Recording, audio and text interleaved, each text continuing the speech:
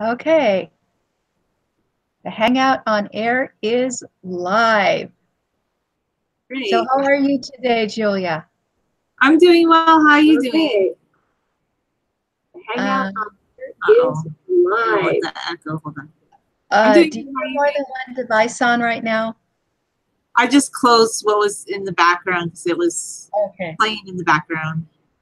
Okay, yeah, because you can look at it, but you shouldn't listen to it. Otherwise, we'll Yeah. have an echo. Well, what I Okay. was doing, I was just yeah, go ahead. I was just trying to share it on the wall so people can see it live. Right. That would be wonderful. And tag me while you're doing it. Yeah, that's what I'm doing. So anyway, there we go.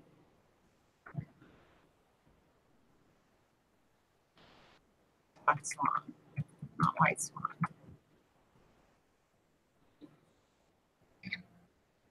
Still tight. Good. Okay, go ahead. I think, do I have? Yeah. Okay. I have shared it, so. Okay. Okay, well, let's hope that we are joined by those people who actually are interested in what we're going to talk about. And for those people who are not interested in this topic, they can skip this video and go on to the next one, which might be about both. Good. Yeah. Okay. All right. So I thought we'd continue talking a little bit more about the Black Swan because I am continuing to read it. And I want to hear more about it because it's very well. I listened to most of that talk by Nassim Taleb, and he was very logical. He makes a lot of sense. So I would love to hear more about his book as well. Yeah. Now, I'm kind of a fan right now, but that doesn't mean I agree with him on everything.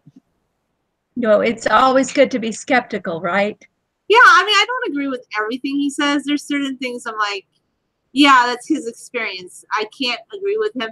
But one of the things he said that I like, just how logical and cool he was about it. Like, why are we getting so like up in a tussle about the whole North Korea thing?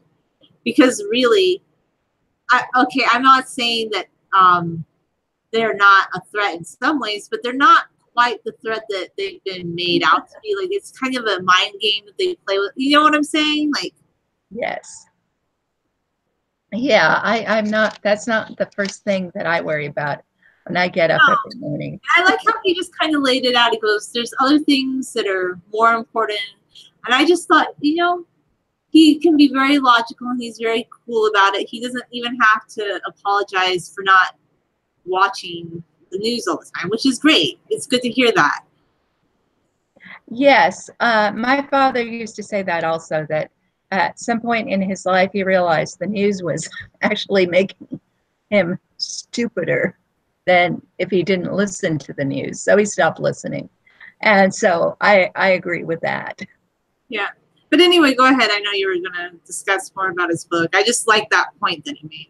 Is what I wanted to highlight. So you see this, this is my library. Mm-hmm. I have a lot of books here, and I've read some of them, but a lot of them I have not read at all. That's fine.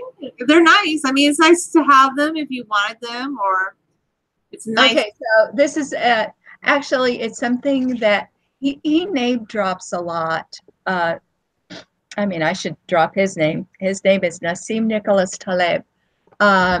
He names drops a lot. So he talks about people that he's visited. And one of those is Umberto Eco. Have you heard of him? I have. Yeah, so he's known for this sort of postmodernist symbolic writing, novels, The Name of the Rose. Anyway, he said that Umberto Eco has a large library. I've forgotten how many books he said that he had, but it was something like 300,000. I'm not sure. Okay, a lot of books. Okay. And when people come to his house and he shows them the library, and they ask him, "Wow, those are a lot of books, Professor Eco. How many of these have you read?" And Umberto Eco gets very angry, well, not angry, or annoyed about that question, because as everybody who is very cultured knows, the whole value of your library is that you haven't read the books in the library. Do you know why? I'm the same way. I have a lot of books and I haven't read every single book that I own. I have hundreds of books. I gave a lot of them away, but I didn't read every. I think that makes complete sense. How you want to have it there as a resource. Right. Yeah. Right. So it's what you don't know and what you will find out later, and the ability to search for new information that is more important than what you already know. Mm-hmm. And that's a point that he makes. A lot of people, when they're experts, when they think they have some kind of expertise, it's based on what they already know. And they have blinders on because they think they've already learned everything there is to know. And if it's not according to what they learned, it's not true. And so a lot of things are not open for them to see until it's too late, such as, for instance, black swans. True. Yeah. Yeah, so I'm going to tell you a little bit about part one, because that's the part I read. But I'm going to get myself some water because I see that I have a problem. Oh, no.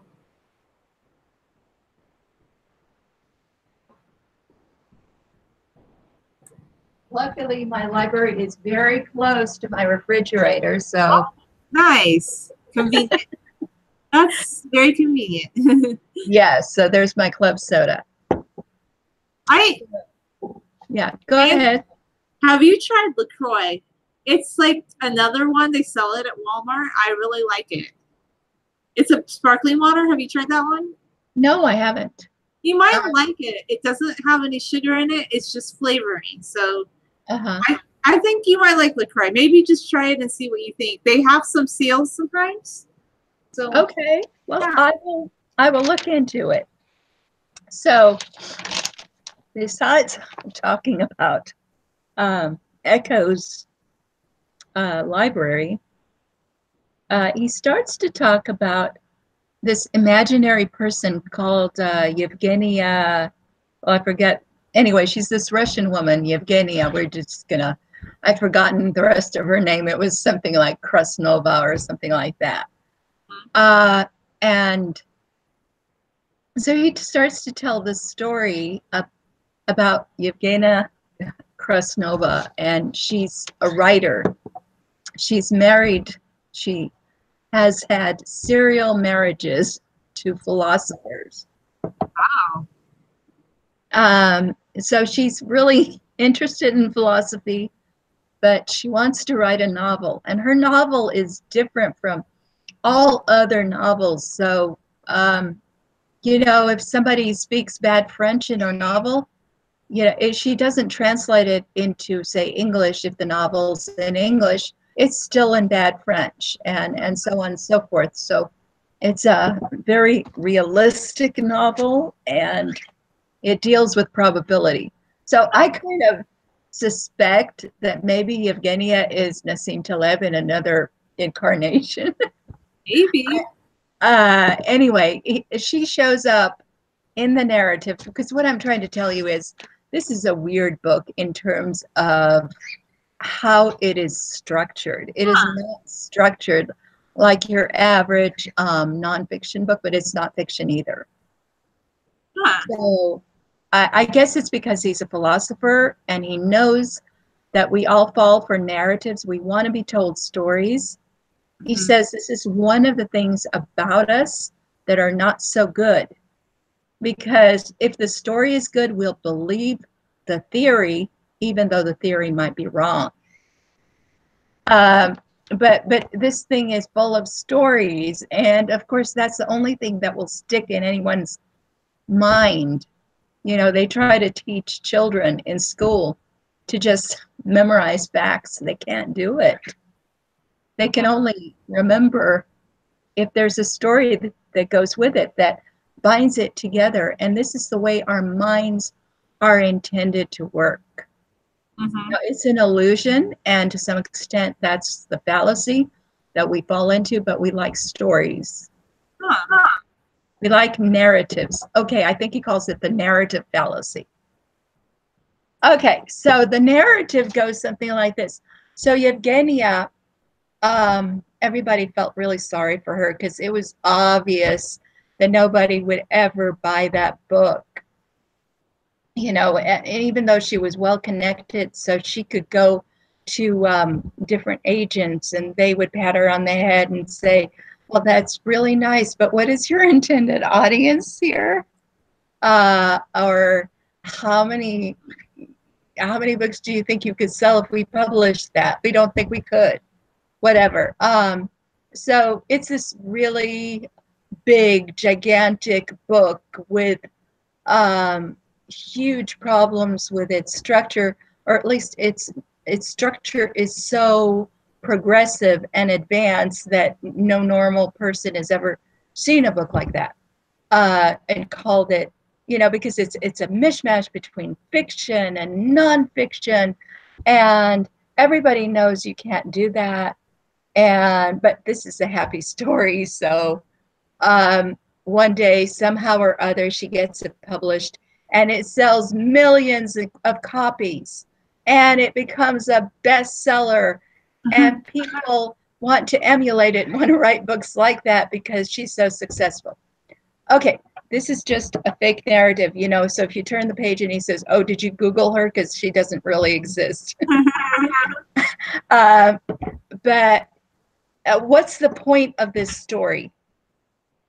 The point of the story is that there is this imaginary place called Extremistan, or Extremistan, I'm not sure how he would pronounce it, where there are these big events, these dynamic, life-changing events, not just for Yevgenia, but for everybody in the world. After she did this, after she became successful in this story, she didn't just change her own life and become a best-selling author, but she changed literature. The very face of literature was changed. What was considered publishable or not publishable, good or bad, all of that just, you know, it was turned on its head. But in everyday life, normally, we get up in the morning and we might eat breakfast or we might not eat breakfast. And most people go to work and they have, you know, an 8 to 5, 9 to 5 job where they work certain numbers of hours and they get paid by the hour for the work that they do. And yes, if you work harder, you might get more. You know, if you work more hours, you get more, but it won't change your life in a day. So, you know, some people work an entire lifetime and they make a certain amount of money. And if they're paid a pretty high hourly fee, then they could be pretty well off. But this is called Mediocristan. It's a place where you build, you know, you build your building one block at a time. You can't just expect to change everything. And he said, that's a lot of things. Like, for instance, if you want to lose weight, if somebody is like 100 pounds overweight, he's not going to lose that overnight. That's ridiculous. He's going to have to work on it a little bit at a time. Or if somebody, you know, wants to attain to something, there are just all sorts of things that you have to, you know, you take a step each day and you build on yesterday's step. In one sense, it's hard, but in another sense, it's also not demoralizing because you see the progress that you're making.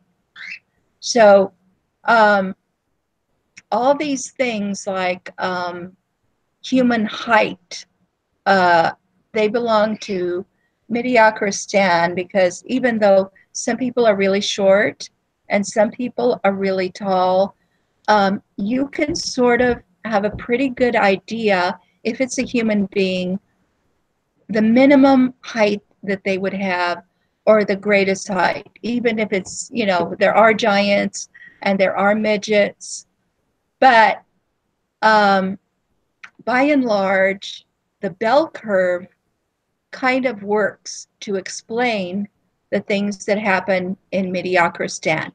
Now, did any of that make sense, or did that sound crazy? No, it makes sense because basically, am I echoing? Oh, okay. Stop echoing. Okay. It makes sense to me because when you think about it, some people, they just want to work a 9-to-5 job. They just want to follow the steps, but not everybody wants to follow those steps, or some people want to have a different way of living. They don't just want to work a set number of hours, which means they may work longer on a project. They may make more, they may make less, but they're working on something that perhaps they are more driven by, as opposed to working. I guess that's, am I understanding it right? It just seems you're understanding it right. Most of the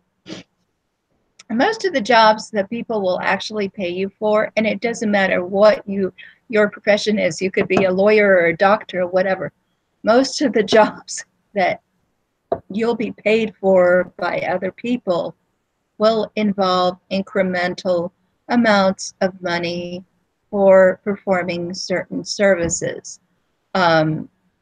So that includes the person who works at Walmart, it includes the person who works at McDonald's, but it also includes, you know, very successful lawyers, very successful doctors who still somehow get paid by the amount of work that they do. And so, you know, we all are limited to 24 hours in a day.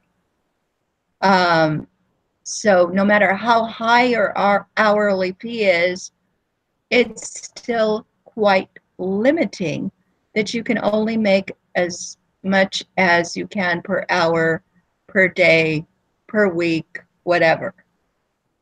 But if you're an artist, you know, you paint, and you maybe never sell a painting for a whole decade, but then one day someone is so invested in what you did that not only will they buy it, but they'll make, they will print it, and you will get a percentage.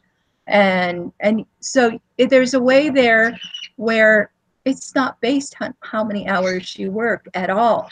Sometimes you don't get paid at all, and sometimes you get paid a lot. Yeah, when you look out, and maybe that's better. Like, I think if you can do something you love, maybe you don't make money all the time, but let's say one time you do, and you continue to get an annuity, that's much better, I think. It is psychologically. I think all of us would rather do it that way. It may not be realistic for us, but that's what we want. Certainly what I want. I would love that. More Yeah. all the time. Right. And I think he makes the point that we want to live in a world where that can happen, which is why this whole argument about the 1%, you know, and everybody being envious. Yeah. He said not. that the upward downward mobility, about how many people are in the 1% and many people who were there in 1980 are no longer there. It kind of changes that whole dynamic when you think about it that way. Right. Yeah. We would all like to live in a world where there's a small chance, we don't know how big it is, that we could do really well out of something that we love to do. For sure. Rather than just drudge along. Yeah, no, exactly. And I think sometimes you have to, I think you can to some degree, but you kind of have to, well, for instance, you can't just want to have a certain job just because, oh, I make this salary. Because, okay, you're making this salary, but you're working for somebody else. And eventually, maybe you don't really love that career or job. And then a lot of people in general in our modern society, they want to drive a certain car because it's a status symbol. They want to go to certain restaurants. A lot of people spend a large portion of their income on these things because it's status or it's enjoyment to them. But then maybe somebody who makes much less doing gigging, like I was talking to this lady about independent contractor work or their own book, they're enjoying what they do, but they're not making that amount of money, and they actually might spend less. I think I don't know, I might be going off on a tangent, but I think I kind of get it. Yeah, no, I think you do. Okay, I think we all kind of get it, and it appeals to us. And so he's talking about that. But the problem is, how do you know that it's, that it's ever going to happen? So the whole black swan thing is, are you a sucker or am I a sucker?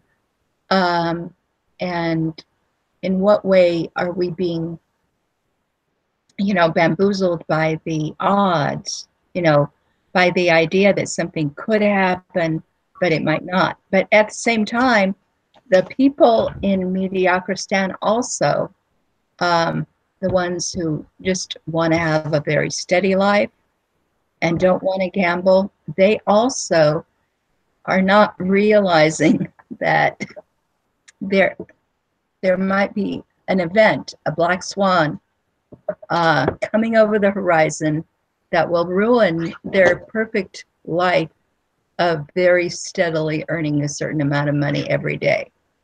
It did in 2007 and 8, and then I thought people would have kind of remembered, but now we have people once again like going down this path, like, oh, the economy's like recovered a bit. I don't think it has. I really don't think it has. I don't think it has either. I think it's an illusion. It's very much an illusion, but people have forgotten all of a sudden. Now people are starting to buy those houses they can't afford again. Mm. All those things like that led to the first. Yeah. Well, I hear it's very hard unless you're very wealthy to buy a house in California. Oh, it is. In California, it is. I mean, I don't know about other states. I've looked at real estate in some like Indiana. It seems more affordable than here. I don't know. Terrible. Well, I got a house and I can't sell it at all, but it's out in the country where nobody wants it. So but maybe that's better. I don't know. Like I thought all this time, like, oh, I love living, but really, I love paying so much money for such a little thing? I don't know. Sometimes I think maybe you're right. I think maybe it's better. I do. I really do. Someone should buy your house. Yeah, someone should, or maybe I'll keep it and it will become extremely valuable. Who knows? Anyway, so he gives the example of the turkey, the turkey that they're fattening up for Thanksgiving. Mm-hmm. And the turkey thinks he's having a great time because he gets really good food every single day. And he has this idea that he's taken a sample of, statistically of every day so far. And by process of induction, he comes to the conclusion that every day he will continue to be fed wonderful food until, 1,000 days pass and it's the day of Thanksgiving or the day before Thanksgiving. And not only do they not feed him, they slaughter him. Yeah, but people are kind of like that. That's the analogy, right? Basically, yeah, going well. Yeah, I mean, people have a job maybe, and they go to that job every day, and they put their life into it, and they don't know when they're going to lose the job. They don't know when they're going to be let go because they're not needed anymore. Yeah. I mean, you can't really predict things. Well, that's the question. That's his question is, Okay. So that's can you predict things? oh, can you? Huh? So he can maybe because he's a No. He's not. It's not like that. He's not like a fortune teller. no, but like mathematically, maybe he sees patterns. Is what I'm wondering. Well, he actually his job is supposed to be risk management. So his job is to try to predict what the risk is of something going wrong. But he says most of the experts have no idea what they're doing. Probably they do not. I mean, Yeah. of course they don't. Okay, well, explain that. Of course they don't. Why? Well, because in 2007, you had the market crash. Before that, they kept telling us, "Oh, everything's good. Just keep shopping." Like, I don't feel like the experts knew what they were talking about, but that's just that's what I mean by that. Like, they told us. And the public, see, what happens is that all these investment bankers and stockbrokers, they make a lot of money, by taking risks. They make a lot of bonuses. And then when everything collapses, they don't have to pay the bonuses back. Oh, they keep it. Yeah. So they're experts. They make a lot of money. And they don't know what they're doing. So they're experts to their benefit. It sounds like in a way, like they don't really care because they're going to make money anyway because of the way things are set up, kind of in a way. Right.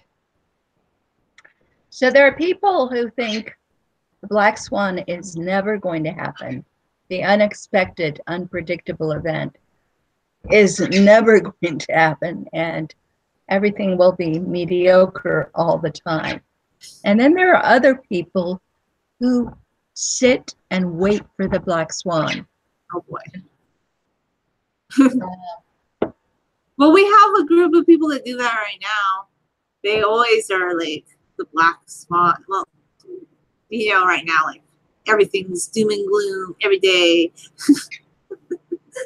Every day. And I think people are getting really burned out on it after a couple of years. I've been feeling that more so. But anyway. Yeah, the black swan doesn't have to be a bad event. Yeah. It's just a cataclysmic one. But if you're ready for it, then you can actually make a profit, right? I mean, anybody who knows that the market is going to crash tomorrow knows what to do about it, right? And could make a profit from it. But a black swan could be something like Yevgenia's book that everybody said, there's no way that's going to be published. And it turns into a good thing. So, but there's a trap there if you are expecting a black swan. Because what if you spend your entire life waiting for that black swan and it never comes? So he tells this other story. Actually, okay, so he plays all these word games, and it's like the desert of the Tartars, but he's got it in all these different languages. El desierto de los Tartaros. And okay, so it's supposedly an Italian book that got translated to other languages. And guess what? Yevgenia read it when she was a girl. Okay, so she's this Russian woman, and when she was a girl, they would go out into the country. And of course, they were very educated. I don't know who this Yevgenia is. I really kind of think it's curious about her. Anyway. Like, I don't know. Anyway, go ahead. Yeah, so she goes to the country when she's a little girl, or a young girl anyway. And there's nothing to do. And she's in this dasha or whatever. So and there are books, and that happened to be a bestseller during her parents' days. So she reads it in Russian, Huh. and she loves this book. And so then she learns Italian so she can read it in the original, and then she reads it in Spanish. I don't know why exactly. Okay, because she meets a guy, and there's a guy she loves, and she wants him to read the book. And okay, anyway, so what is this book about? And I don't really remember where the desert was, but it's some desert where they're expecting the Tartars to come over the hill. Okay, so it's a lonely outpost somewhere. I don't remember where. Like an allusion to like Genghis Khan, right? The Tartars. Yeah. I'm trying. Yeah, I guess so.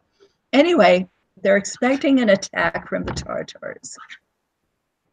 And there's this young man, and he thinks, I will just serve in this outpost for a little while, then I'll think of an excuse to leave so I can have a really good career in the big city. Huh. But he enjoys being out there so much. He enjoys waiting for that attack of the Tartars. And he's with a bunch of other people who are also waiting, and they like each other. They have a lot of camaraderie. Okay, so they just all are waiting for the Tartars. That is their goal in life. That is their black swan that they're waiting for. And they think they're going to get a lot of glory once they get to fight the Tartars. But the thing is, so he decides, I'm going to wait. I'm not going to leave the outpost. And then years go by. He's just having such a great time for the Tartars to attack, which they don't until he's pretty much an old man and he's dying in an inn. And that's when the Tartars attack, but he misses it.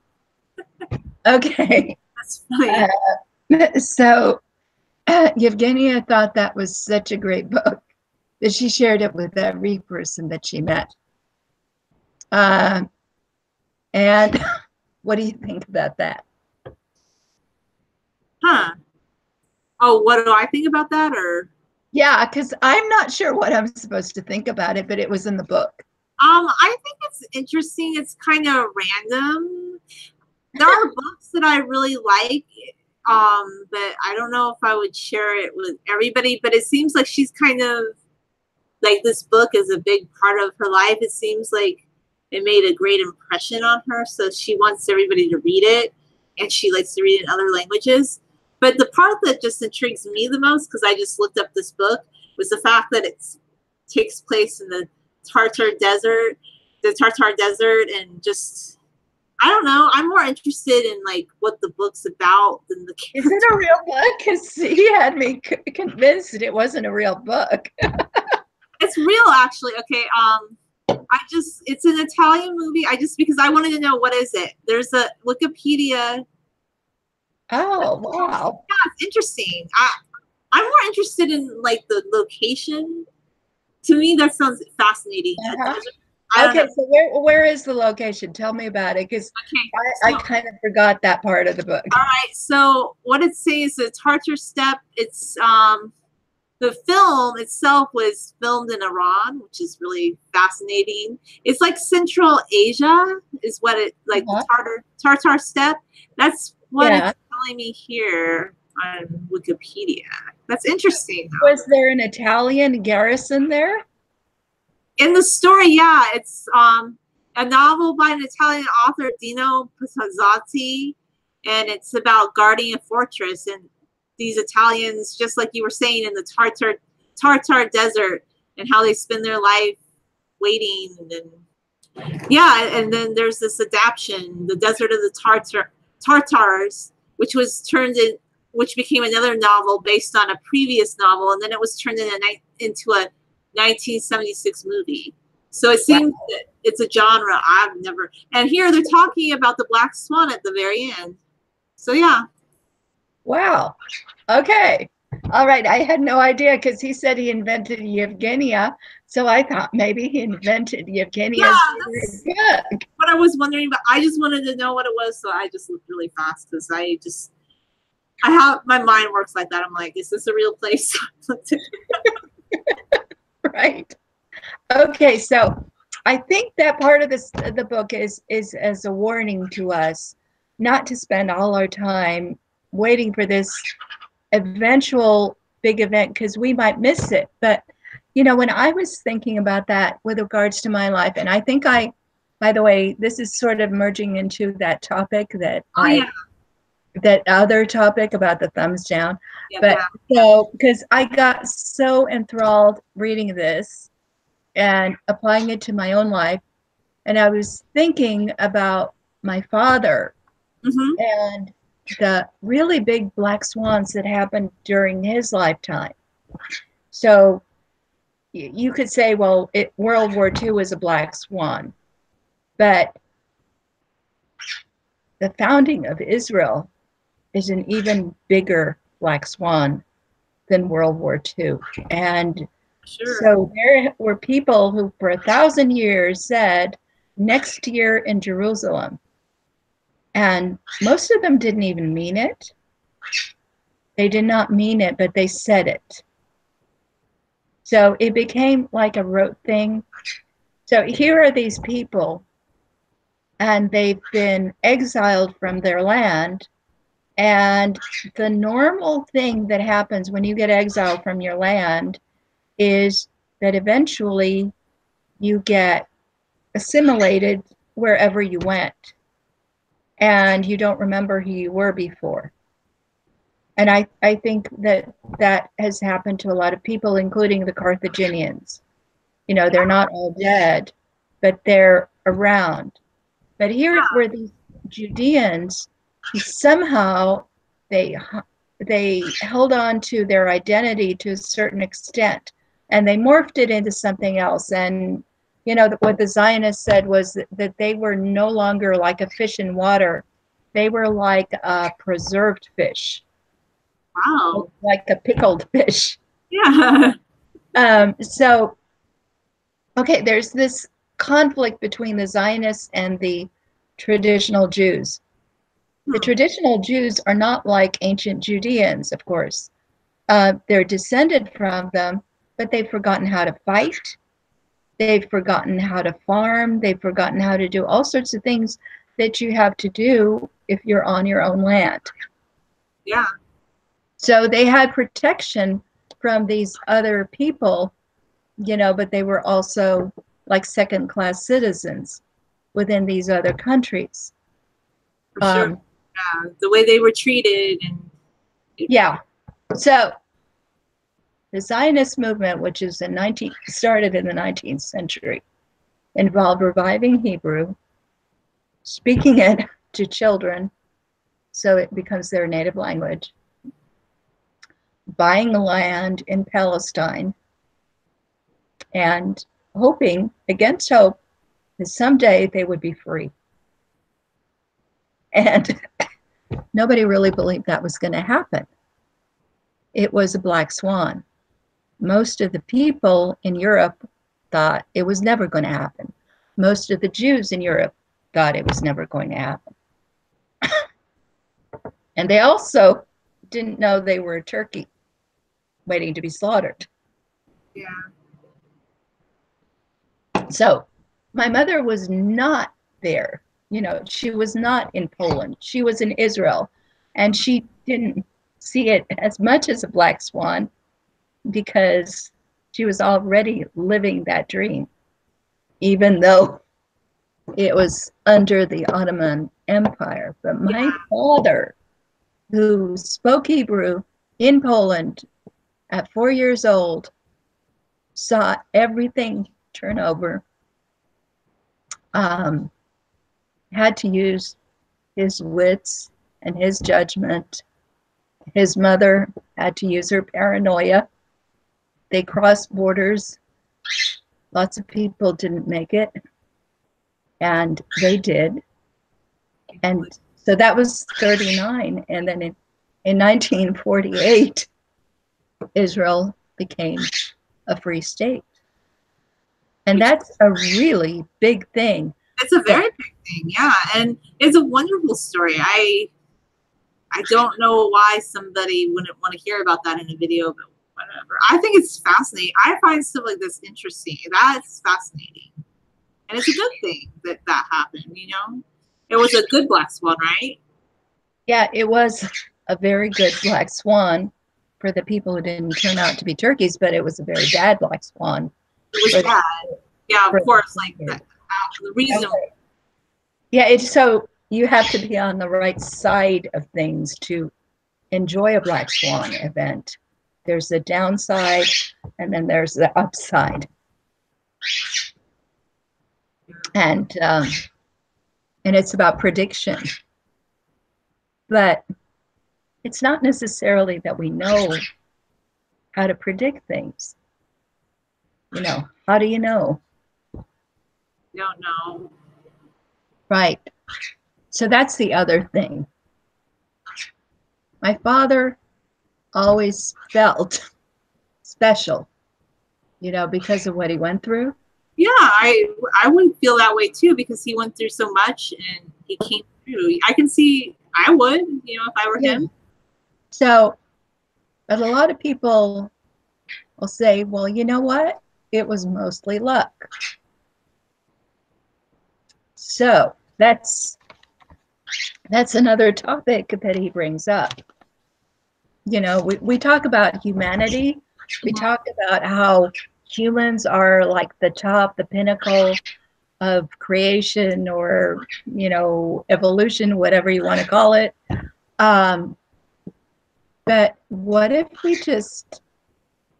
we're not the fittest? You know what I'm saying? Yeah, maybe other species out there that are more evolved than we are. You never know. Right. Or maybe we will know someday. Someday, maybe like. Yeah. So there's this thing where we survive something, and then we feel like that proves something. But what if, you know, lots of other people didn't survive? So the example that he gives of that is way back when people worshipped various gods, they said things like, here's a picture of all the people who worshipped, I don't know, whoever, Apollo, okay, and sacrificed to Apollo. And then they were on a ship, and because they sacrificed to Apollo, they didn't sink. They were in a storm, and they were saved. And the problem with that is, and this Roman guy said, well, where's the picture of all the people who prayed to Apollo and maybe didn't make it? You know, so the fact that you say, look, I prayed to my God and I survived this horrible hurricane, that doesn't prove that praying to your God is going to make you survive a hurricane. Somebody else could have prayed to that very same God and not survived. But you don't see him because he's not there to tell the story. Just the people that are on the right side of the black swan event are there to tell the story, essentially, right? Yeah. Right. And it's not necessarily because they're smarter. It might be. Yeah, sometimes, well, I mean, there are people that are just lucky and they like walked outside of a building before it collapsed. Like, well, yeah. Horrible events. Just think about it. Like, I mean, I haven't looked into that, but like, I'm sure, like with all the horrible recent, I don't even want to think about it. It's just sad, but you can be on the right side. It doesn't have anything to do with intelligence or wealth or anything. Yeah. So there's that. Yeah. There's that. But a lot of people think that if they're successful at something, that it proves something. It's not necessarily the case. So he explains beginner's luck. Do you know what beginner's luck is supposed to be?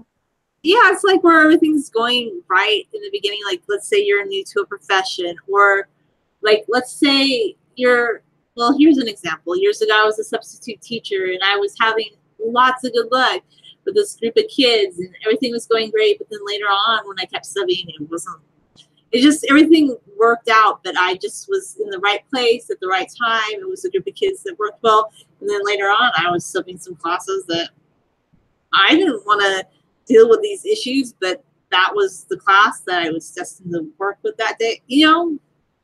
Yeah. Or like the slot machines. Like sometimes you could put a quarter in a slot machine and you might win like $80, and then that's just beginner's luck because it's the first time you tried, or you might not. But the luck is in the beginning. Right. Well, what he said is it actually comes from gambling, beginner's luck.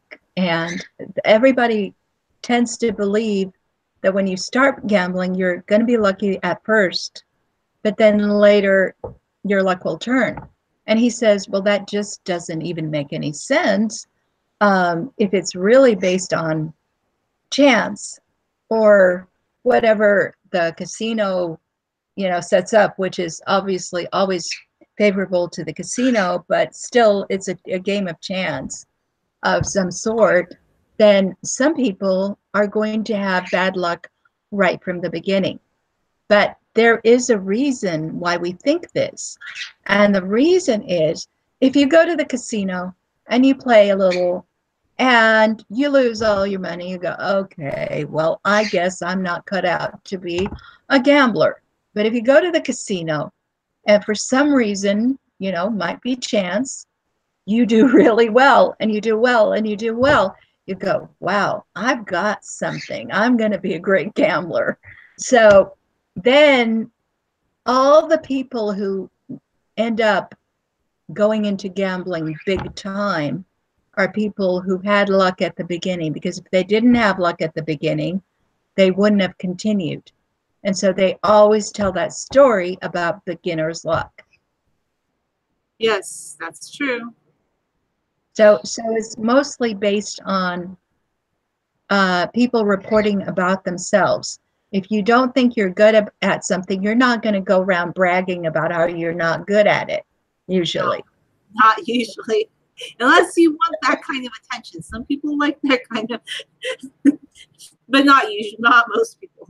Yeah, no, not most people. So that's why we tend to buy into beginner's luck, because all the gamblers have that experience of having been lucky at first. So let me see what else I need to tell you about.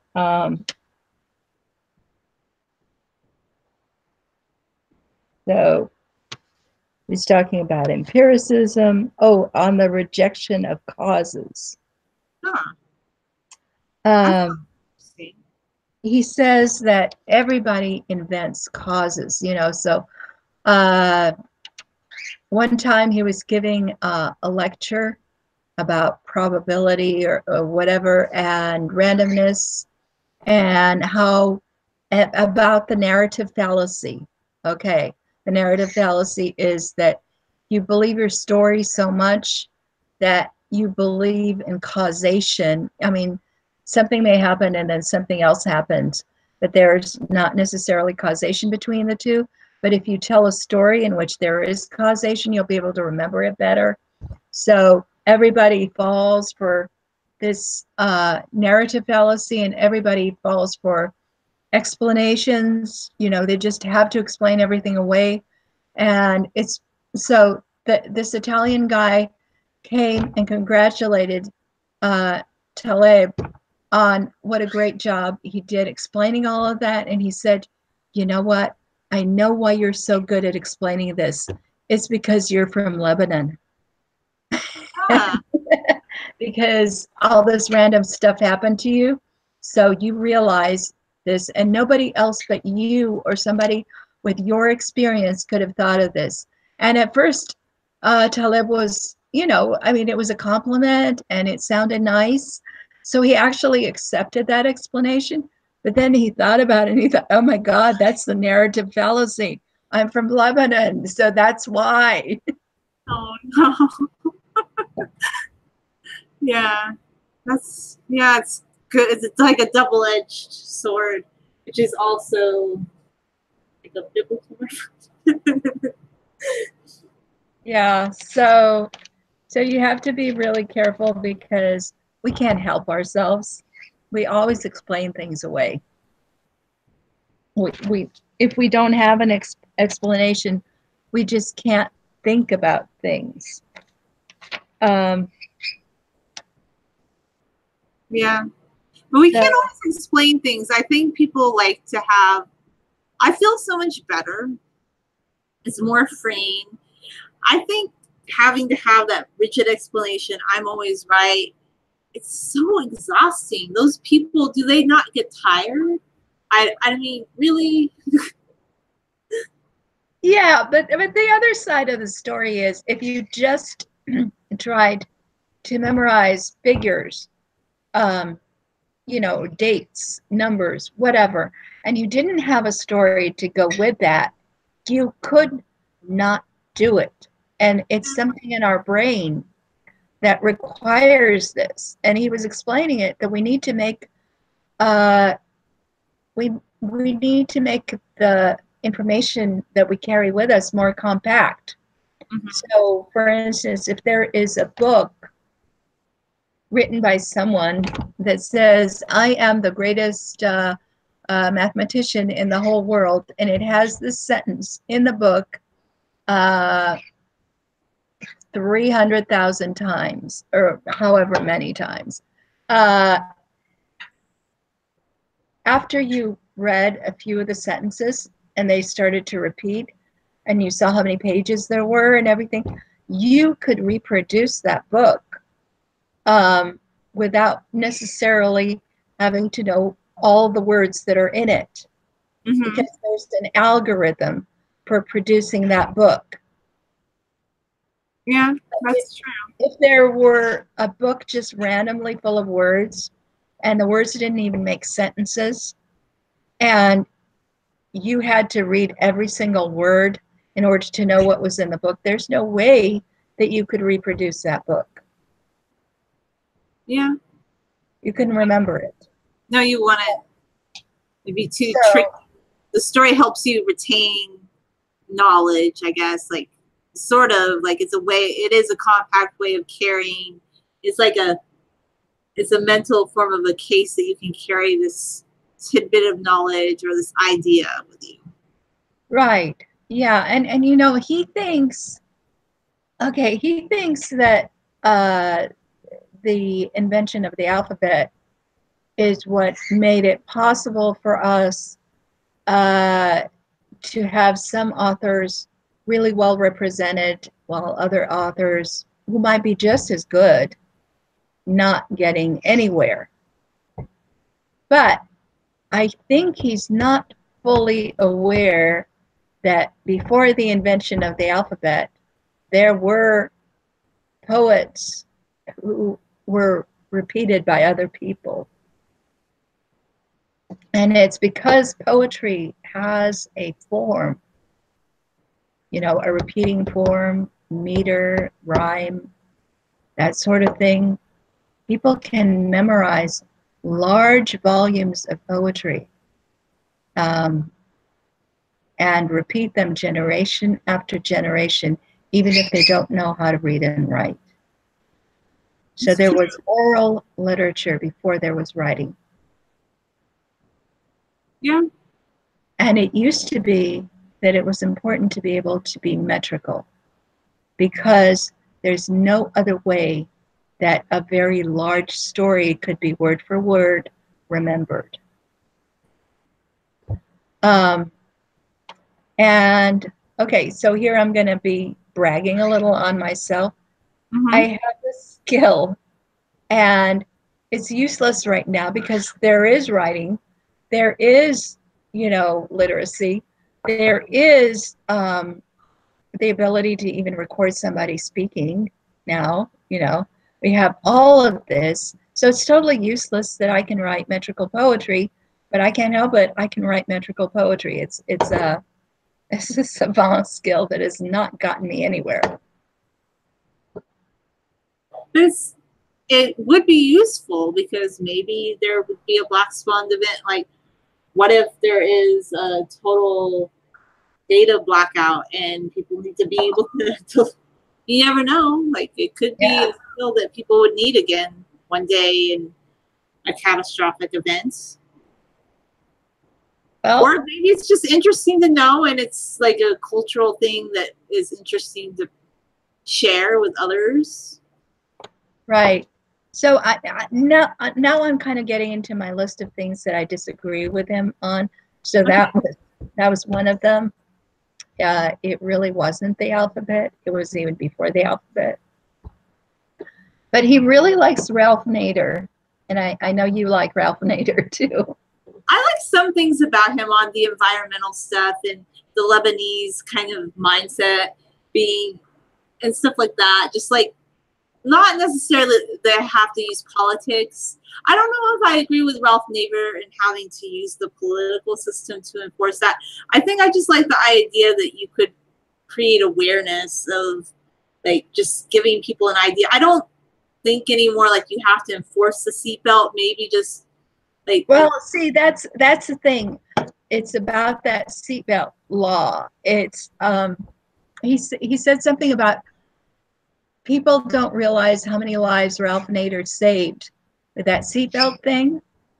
But I think he's fallen into his own trap, because remember those people who prayed to that God and they weren't saved? Well, and they didn't get to talk about it. Well, we never talk about the people who got killed by a seatbelt, because there are certain situations which a seatbelt will save you. And there are other situations in which a seatbelt will kill you, will make it impossible for you to get loose in time to avoid dying. that's true. Well, I've heard of cases where people live because, well, they weren't wearing their seatbelt. And okay, I'm going to be 100% honest. Sometimes I hate wearing a seatbelt. And the one thing that I get people get on me about, put on your seatbelt. I've never liked it, but I do it when I'm in other people's cars. But yeah, I don't like it. I hate wearing a seatbelt. I really, really do. But I'll do it. I know. Well, I mean, I have a story about myself when I was a baby. My family was in an accident, and I was, I guess flew through the air and landed somewhere, and there wasn't a scratch on me. And so, and I'm not saying I recommend doing that to your baby. I'm not saying that at all. And I'm not saying that that was smart. But at the time, there were no seatbelts, and that's just how it was, and I survived. So I don't know what would have happened had I been in one of those baby seats, that we have nowadays. But I will tell you something else about the baby seats, and this is going on a tangent because it's beyond Ralph Nader, I guess. But I agree with you on the baby seats. I think it's gone too far. Like, they keep getting older and older in the baby seats. That I don't get. And putting a little infant in the back of the car, not facing the mother, is really cruel. I didn't drive a lot when Sword was little, but when I was in the United States, she was born in the summer in the United States, and then when we went to Taiwan, I didn't drive in Taiwan. So this is just a little bit of experience right when she was a newborn. But if she was awake and I put her in the car seat and she couldn't see me, she would scream and scream and scream. And there was nothing I could do to placate her because she felt like she was abandoned. And here's what happens to some babies. One of the reasons people leave their baby in the car and they suffocate, during the heat, and it's not on purpose, is because those babies didn't make any sound. They just fell asleep in the back of the car, and their parents didn't see them. It's not natural for you not to be able to see your baby. I mean, it's a natural thing that both the baby wants to see the parent And the parent really needs to see the baby to realize that the baby is there. So I think that that contributes to a lot of deaths. And to the extent that it doesn't contribute to death, it causes trauma to those babies who are not allowed to see their parents while they're driving. So this idea that you can second guess everything that's going to happen and make everything safe is a crazy idea. Yeah, we can't second guess everything. Well, here's other examples. The flu shot.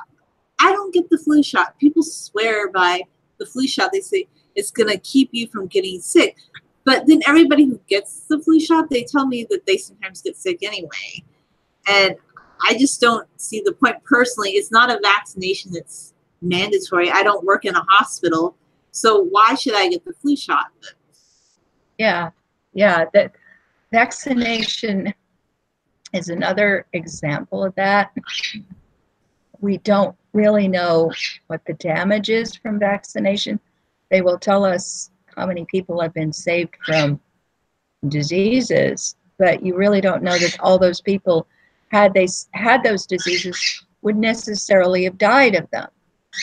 Yeah. So, but even with the flu shot, like they kind of scare people on the news now, like saying that they have to get it. Like they have these scary segments saying, "Oh, this person like died of the flu, and it's because they didn't get a flu shot." I think that's a little overboard. Like really, like I don't agree with those segments. and there's another thing about statistics and probability that I did not see him mention, but it really bothers me. Mm-hmm. And that is that once something happens, if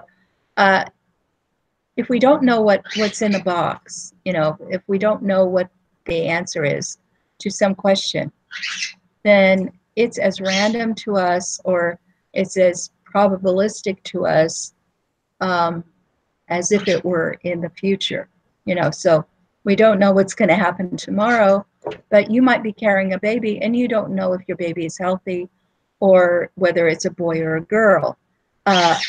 And so we could do statistics about that and probability. But once you test, or once the child is delivered, you do know. Mm-hmm. And I don't believe that Schrodinger's cat thing about these things that are already in existence. I don't think that the sex of the child can change until you find out what it is. Do you see what I'm saying? No, I see what you're saying. It's always been. No, I see what you're saying. Okay, so here's the thing. The doctors suggested that because I was an older mother, that I have amniocentesis for my daughter. And I said no, because I don't want the risk. There's a slight risk of a miscarriage. There's a slight risk of that there's going to be an infection. Yeah. So I didn't want that. So they said, okay, then here's what we're going to do. We're going to have a very high resolution sonogram to find out. And the thing we're going to find out is the sex of the baby, and also that the baby is not Down syndrome. Okay, something like that. That everything is okay physically. So I said, okay, how much does that cost? Because I'm very cost conscious. And they told me a number, and I said, okay, let's do that. So we did that, found out she was a girl, found out that she was perfectly healthy and there was nothing wrong with her. Okay, then they came back and they said, oh, and here's some more fees, because it's what we quoted you was just for the sonogram, but this is for the analysis of the sonogram. So this is our fee for the specialist. Who said, and I said, that's not right. You should have told me ahead of time how much it was going to be. And so then they got very moralistic with me, and they said, well, you feel that way right now because your daughter is healthy. But what if your daughter had been not healthy? And I'm sitting here What do you mean, what if? There's no what if. We know that she was healthy. They're acting like the test made her healthy. How does that work? It doesn't, but they're trying to, with other parents, they probably kind of make them, they're trying to make them feel guilty, like, oh, that you shouldn't, that you should be happy, like somehow feel like they gave you a piece of information that was so needed, necessary, but they didn't tell you the exact amount, so you had every right to question them on that. But yeah, they'll do that. Providers will do that. That's why sometimes they say, get a second opinion, do your research. Because I don't like that. I feel like it's a game. And I'm not saying that I don't like doctors or the healthcare industry, but I think some people are just very, they go in and then they get more and more tests and then they're not completely upfront about the fee. I don't know. It's just not a road I like to go down. And yes, you need certain care, certain treatment, but I kind of see why some people don't want to go. Do you know what I'm saying? Like they could stick on more to somebody that's not savvy. You know, you were savvy and you asked it. And yeah, but here's my point. It relates to the black swan. Yeah. Taleb wants to talk about all sorts of survivors, people who survived accidents, people who did reckless things and they survived. And he says, just because you did a reckless thing and you survived doesn't mean that somebody else who did that reckless thing would also survive. It doesn't mean that tomorrow, if you do this reckless thing, you're going to survive. And up to a certain point, I agree with that.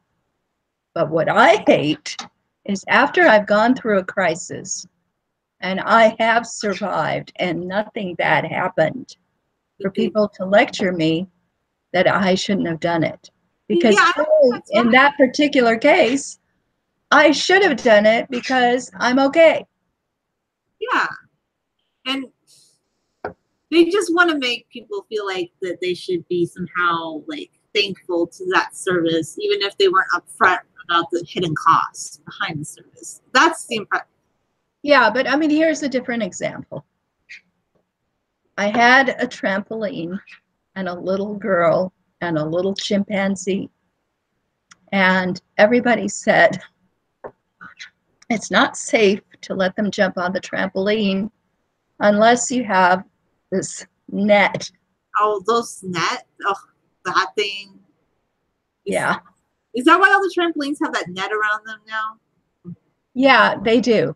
And a lot of people say their house insurance they will not get insurance unless they get a net. Huh. So, and most people owe money on their house. So the mortgage company requires them to have insurance. So the insurance can tell them how to live their lives. Anyway, I told people, okay, it's all right. It's over. You know, that was how many years ago? 12. Yeah. Okay, we're not doing that now. So we went through the period when we were all jumping on the trampoline. There was no netting.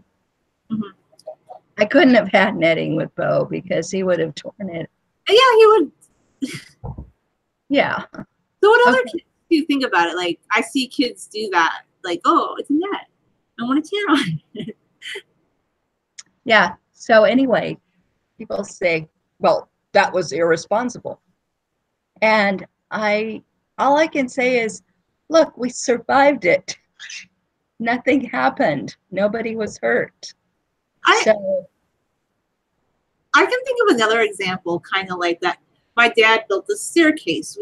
He put like this beautiful brass railing on it.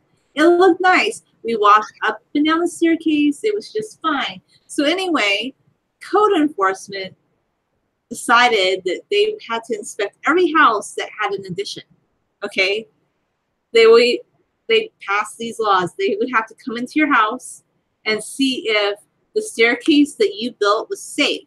So the code enforcement guy told him that he had to add all these extra boards to it because it wasn't safe and the kids could fall down the stairs through the railing, but that had never happened. It could happen, but we went up and down that staircase all the time and never anything ever happened. So he had to add these additional boards just because there was this code enforcement law that if you had a staircase, it had to have this reinforcement, which I thought that was ridiculous. Right.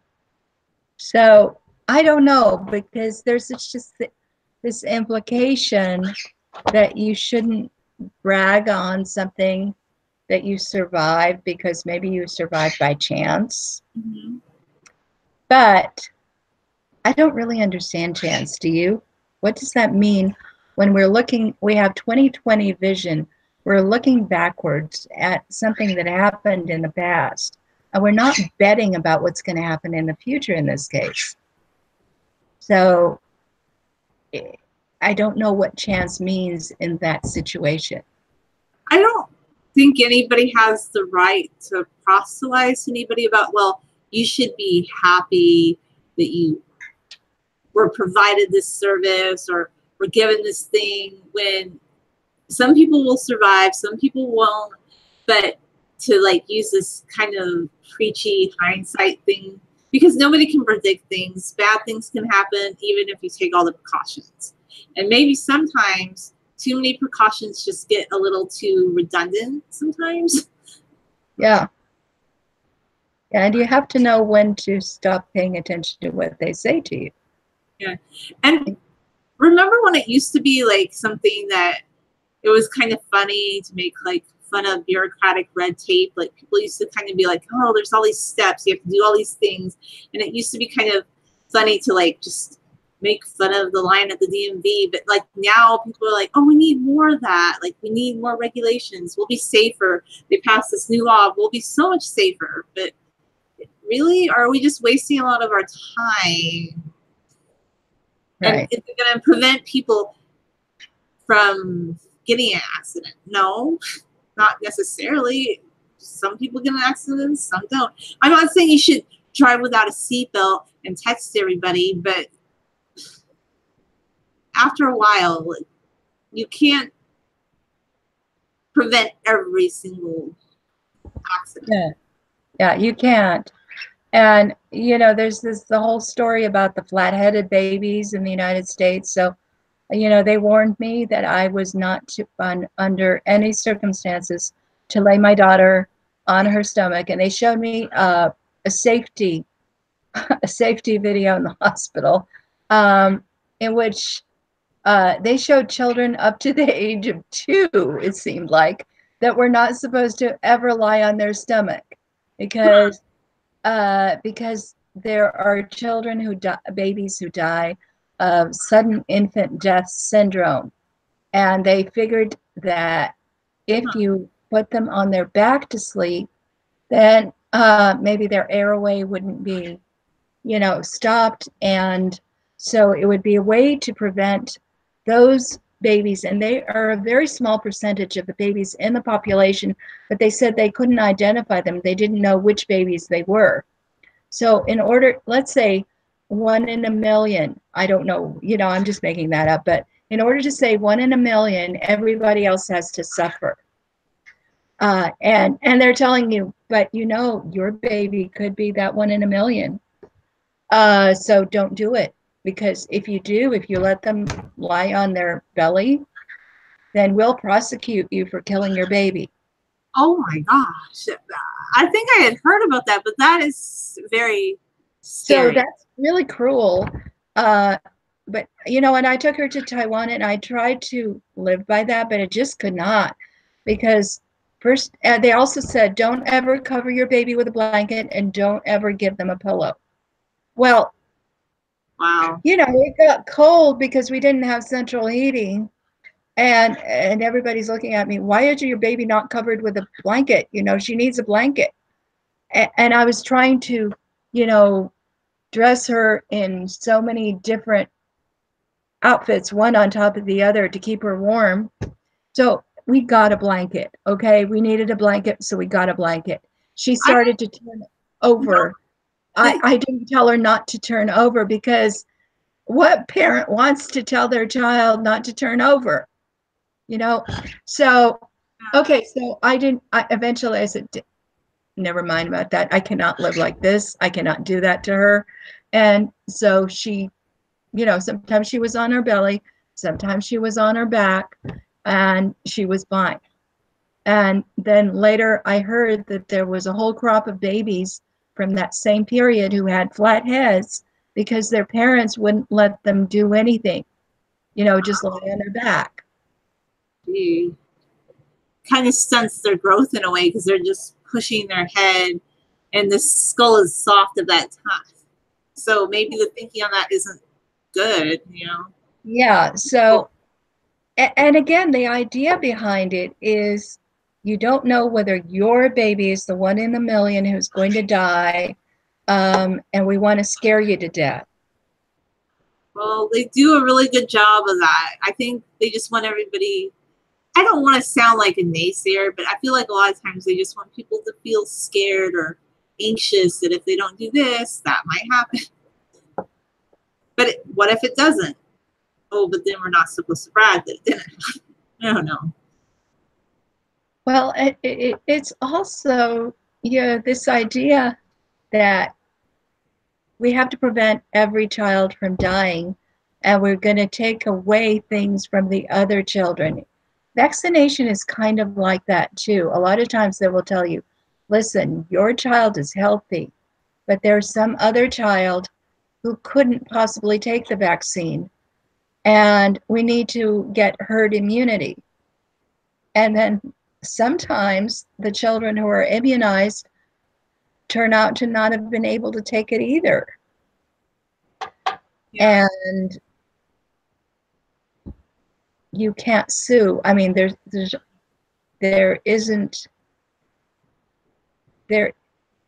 a protection against the companies.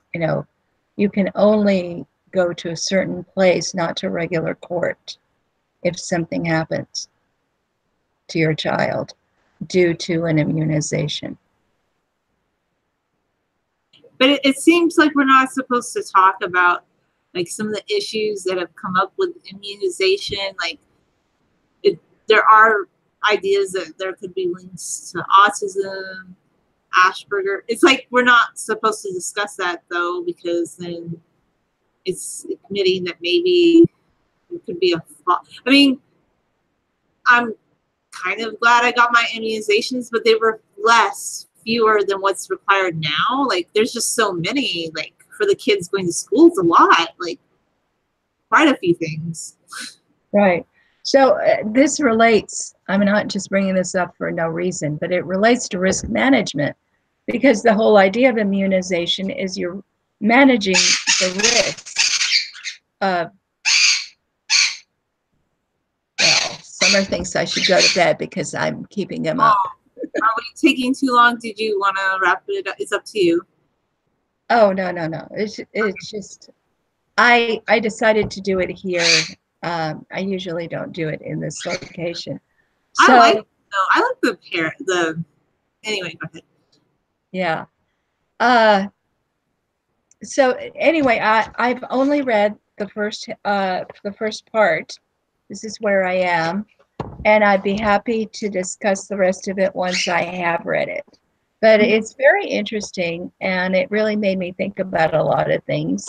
And so I made all these videos this week, and people didn't like them. Well, just watch something else then, or watch the video you like better. I have a lot of thoughts about this.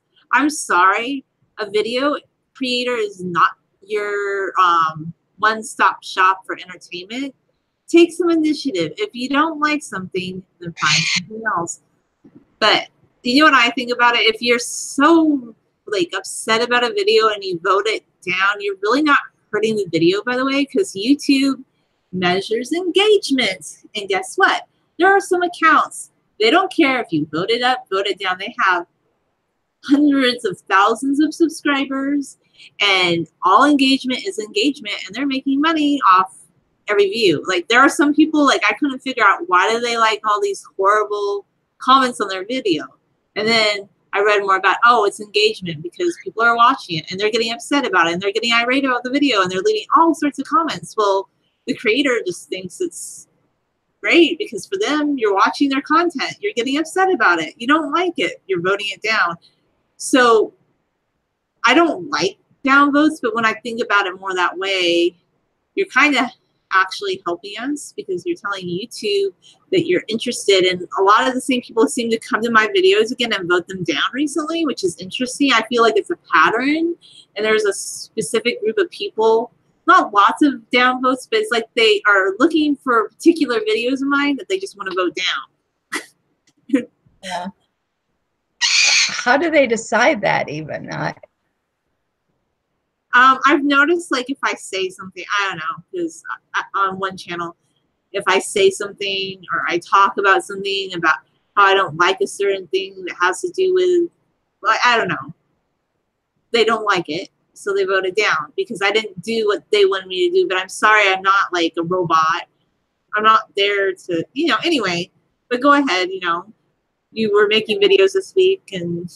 Yeah, well, maybe they were too self-indulgent because I was getting really interested in the story of Yevgenia and the desert of the Tartars. Yeah. I didn't even know. I didn't look it up. It's really funny because I didn't look up Yevgenia either, but I was thinking, is this a real person or not? Turn the page and he says, don't bother to Google it because she's not real. Yeah, she's not real, but I feel like she's his muse. Like, she's who he would have been if he was a woman. Kind of like the Age of Innocence. Like, Edith Wharton was Archer. Like, if she were a man, it's kind of, you know, she's his muse, I think. Yeah, it's something like that. So, but when I got to that desert of the Tartars, I was like, okay, I guess he made up a novel that he didn't actually write. But it was real, and I wouldn't have known that if you hadn't told me. I'm just so, but things get stuck in my mind. I'm like, oh, like, I'm really obsessed with, I don't know, something about the Asian steppes and the Tartars, and like, I find it fascinating. So I'm like, what kind of, is that real? So I just typed it in, and there is a Wikipedia entry about it. And at the end, they're talking about Nassim Taleb and how his inspiration, like something that he mentions in the book. So there's a little bit more. I'll have to read it later to get the full gist of it. Okay, well, maybe I'll end up reading that novel in all the different languages just for fun. You could, or maybe just, you could read the Wikipedia entry, because I think, you know, or you could watch the movie. There's a movie based on, you could do that. Right. So what language is the movie in? It's an Italian movie. Yeah. Okay. All right. I might look for it on Netflix. I don't know if they have it.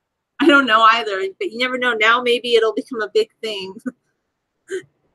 But yeah, I do feel as if I'm in the desert of the Tartars all the time. I'm waiting for, I used to wait for the breakthrough. Then I had the breakthrough with Bo, and he was talking, and then I thought, well, clearly I haven't proven it, so I have to wait until I prove it. So I'm still waiting for that. I'm in the desert of the Tartars with my novels. I don't particularly feel any push to write another one, but I am waiting for someone to discover the ones I've already written. And that's what I think is the most important, because you have a body of work. You don't really actually need to write anything else, because many of the people that are well-known authors, it's their one novel, like, that gets discovered.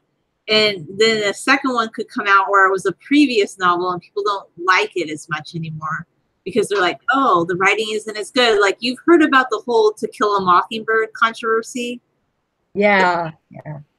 Truman Capote really, and he always claimed that he was very instrumental in writing To Kill a Mockingbird, because her second book, which was actually her original book, came out, and people were like, oh, the writing's just not as sophisticated. Not that To Kill a Mockingbird was the most sophisticated book ever, but it was a little bit more nuanced than.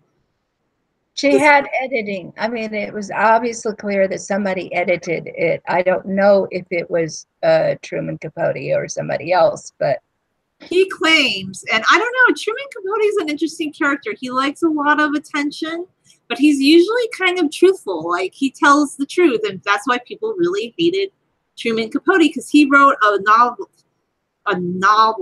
about one of his friends that was a New York socialite. And he said basically it was a whole story about how her husband cheated on her, but she was just so ditzy that she couldn't figure it out, but everybody else knew. And then she wrote the novel and she felt so betrayed. But he said, Truman Capote, that he was trying to help her because she would read the novel and finally get it, but that ruined their friendship. He was a very interesting. Yeah, that's a very interesting notion of friendship. Yeah, I can't just tell you to your face that this is happening. I have to write a novel. He was a total diva. So I don't know, like, maybe there is some truth. Maybe he did help. Well, I mean, he was supposed to be Dill, right? Yeah, he's Dill, basically. But he's saying what he claims is that he basically rewrote the whole story and he made it what it was. And if you look at her first novel, which was To Save the Watchmen, which she had sent to publishers back in the 50s, and which they rejected because they're like, well, this isn't very good. It needs to be thought out more. But recently it was relaunched because there's all this interest in To Kill a Mockingbird, and then people read it and they start wondering, they're like, well, was Truman Capote right? Did he really have like a hand in helping her? It's kind of an interesting discussion. I don't know if it's completely true, but I think he did help her maybe a little bit, like you've heard, the whole Laura Ingalls Wilder, Rose Wilder Lane controversy, right? Like that maybe controversy. Everybody knows that. Yeah, Rose helped Laura. There's nothing wrong with that. Well, I don't think it's bad. I don't, but people are mad about it. I'm not mad about it. Yeah. No, I mean, controversy. Rose understood publishing. She knew the business. Laura had the life story to tell. They worked together. Mm-hmm. Yeah, I agree. I'm not saying it's a controversy personally. I'm just talking about the way people portray it. Right. But they're saying the same thing about that book. But anyway, I don't mean to deviate. I'm sorry. Go ahead. I don't know. What was I saying? I got all into Truman Capote and To Kill a Mockingbird. So what were we talking about before that? We were talking about novels, and I was just talking about how I like to look up random things and how it turned out. Oh, okay. Yeah. You're talking about how sometimes an earlier novel is not as good. Well, yeah. I think Vacuum County is my best novel. The Few Who Count was my earliest novel, and you can tell that I started writing it when I was a teenager, so I'm not ashamed of that. It was pretty good, though. I stylistically, I thought, well, you may have been younger, but it's still written pretty well, and there's themes. I think people could really get into that book. I'm surprised more people haven't found it, actually. Well, okay, there's another, I want to reissue that also in paperback. I'm hoping to do that. It's just I have all these other things in the works, but there was a young man recently on Facebook, one of the libertarians, who brought out this book, In Defense of the Corporation by Robert Hessen. And it just spurred me on because here's the story. When I wrote The Few Who Count, I wanted to share that with Ayn Rand. She was my hero, and she was the person in whose footsteps I wanted to walk in terms of writing about free enterprise. Okay, I don't want to know. I couldn't have said libertarian to her because she hated libertarians. Really? That's interesting. I'll have to learn more about that. Yeah, but anyway, obviously it is libertarian. And she obviously was a libertarian herself. She just didn't like that label. Anyway, I wanted, the big point in the Pew account was that limited liability violates free enterprise, because you can't give people collectively a right that they wouldn't have had otherwise. And so you can't say that the corporation is limited to its resources, and not hold the investors accountable under common law, which they would be otherwise. They would be partners. So that was the whole point of the Pew account. Obviously, it was a novel, and there was a kidnapping, and all this other stuff happened in it. But that was the main point that I wanted to share. And so I wrote a letter to Ayn Rand, but it was returned to me. She had just died.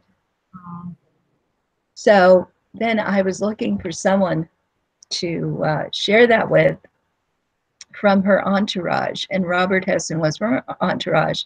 And I found out that he'd written something about corporations, but I was really naive. And I didn't even pay attention to the fact that his title was In Defense of the Corporation. So actually, Ralph Nader is mentioned in Defense of the Corporation. And Ralph Nader and I seem to be on the same side of that one. But anyway, I got nowhere with Robert Hesson because he was simply already convinced of the other side. He's an expert, so you can't change his mind, right? Like, he's the expert. Right. And then there's Vacuum County. And after that, Theodosia and the Pirates, I would have loved to share with Gore Vidal. But he died just about then when I was ready to. So, yeah. Well, maybe we just need to keep talking about books you read, books I read, and your books, and maybe you can help other people discover them this way. Maybe. Yeah. You know? I would hope so, but then I look at my subscribers, and as long as I have blinders on and I'm just thinking about what I'm doing, most of the time when I'm writing my novel, I don't think about other people. I don't think about, there's no competition. I'm just enjoying writing the novel. But, and when I make videos for YouTube, I enjoy doing that too. I like it when you do that, because then we wouldn't have like those characters like Father Farv. Oh, I love him so much. He's so much fun. Like, we could never, like, if somebody was so worried, like, those characters would never have come to life. You have some really good characters and interesting stories, and I know major themes in your novel, but I think sometimes the story, here we get back to the story, could pull a lot of people in. Well, I would hope so. I don't call it the narrative fallacy. I think you have to tell a story. There's no way you can have a novel in which you're not telling a story. So yeah, my stories are really important to me. As long as I'm just thinking about when the Tartars are just over the hill, we're about to engage the Tartars, I'm really happy. And the problem is time goes by and time goes by, the Tartars don't appear, and everybody else is like, so you decided not to do anything with your life? Well, who are they to say? I am so tired of that. Who defines, because it seems like you're doing a lot with, like, you have ideas, like you have Project Bo. Maybe these people just define it as not doing something with your life because you're not doing what everybody else does with their life. You know what I'm saying? It's that whole mediocre stand. Is that the term? Yeah, it is. If it were just about, I'm not doing well in Mediocristan, but I'm not doing well in Extremistan either, because there are best-selling authors, there are YouTubers who have millions of viewers, and I'm not that either. But you never know. I'm not saying, everybody will become famous, but I don't like votes down. But one thing I've been noticing lately is your subscribers are going up over time.